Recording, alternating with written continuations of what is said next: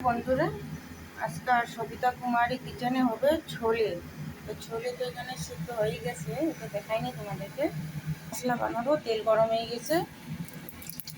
জিরা, গোটা মশলা, তেজপাতা। এখন দেবো আদা, রসুন, কাঁচা লঙ্কা একসঙ্গে। এখানে লঙ্কাটা, শুকনো লঙ্কার গুঁড়োটা এখানে এক জায়গায় সব মিলে একটু জল দিয়ে গুলে দেবো। জিরা পাউডার, ধনিয়া পাউডার, লঙ্কার গুঁড়া, একটু হলুদ। নুনটা একটু কম দেবো, নুন দিয়ে আগে সিদ্ধ করছে না, নুনটা একটু কম দেবো। এখন মশলাটা দেবো, 1 চামচ দেবো, এটা ছোলে মশলা। এখন দেবো টমাটো, একটু কচুরি মেথি। চানাটা সিদ্ধ হয়ে গেছে, রাত্রেবেলা ভিজা রাখছি, সকালবেলা সিদ্ধ মারলাম এসে।